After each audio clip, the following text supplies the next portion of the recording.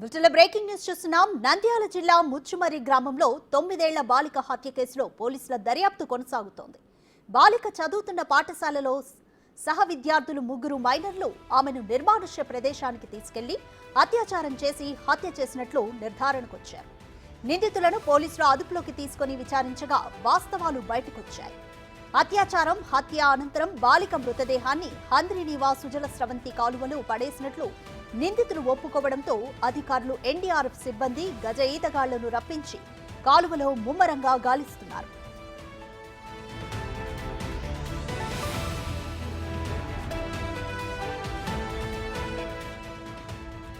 Approach కాలువ సుమారు 120 అడుగుల లోతుండడంతో ఎన్డీఆర్ఎఫ్, ఎస్డీఆర్ఎఫ్ బృందాలు స్కూబా డైవర్స్, ఆక్సిజన్ సిలిండర్లు, సీసీ కెమెరాలతో నీటి అడుగు భాగానికి వెళ్లి గాలించారు. అయితే ఎలాంటి ఆడవాళ్లు లభించలేదు. దీంతో బాలిక మర్డర్ కేసులో ఇప్పటికీ మిస్టరీ వీడడం లేదు.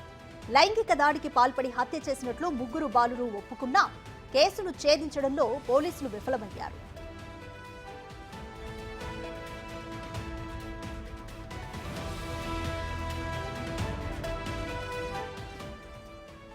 బాలిక అత్యాచారం, హత్య నేపథ్యంలో నిందితులకు కఠిన శిక్ష విధించాలని జిల్లా వ్యాప్తంగా నిరసనలు మిన్నంటున్నాయి.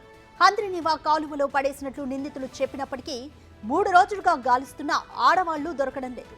నిజంగానే కాలువలో పడేశారా లేదా ఎక్కడైనా పాతి పెట్టారా అనే అనుమానాలు వ్యక్తమవుతున్నాయి. 3 రోజులుగా గాలింపు జరుగుతున్నా బాలిక ఆచూకీ లభించకపోవడంతో డీఐజీ విజయరావు రంగంలోకి దిగారు.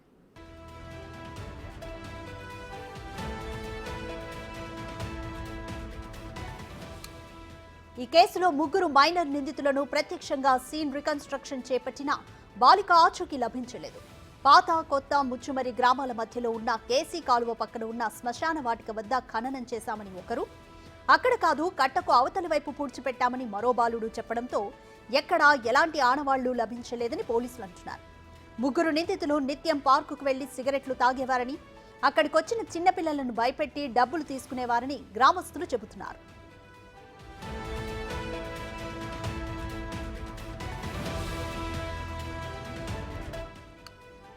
ముగ్గురు మైనర్ నిందితులు బాలికను మరో వ్యక్తికి అప్పగించారా అనే కోణంలో కూడా దర్యాప్తు చేస్తున్నారు పోలీసులు.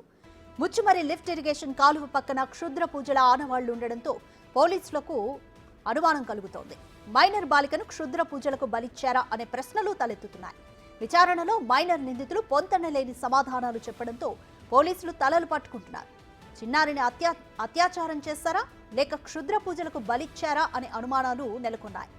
బాలిక అత్యాచారం, హత్య జరిగి 7వ రోజు గడుస్తున్నప్పటికీ కేసును ఛేదించడంలో పోలీసులు విఫలమయ్యారని నెటిజన్లు ఫైర్ అవుతున్నారు.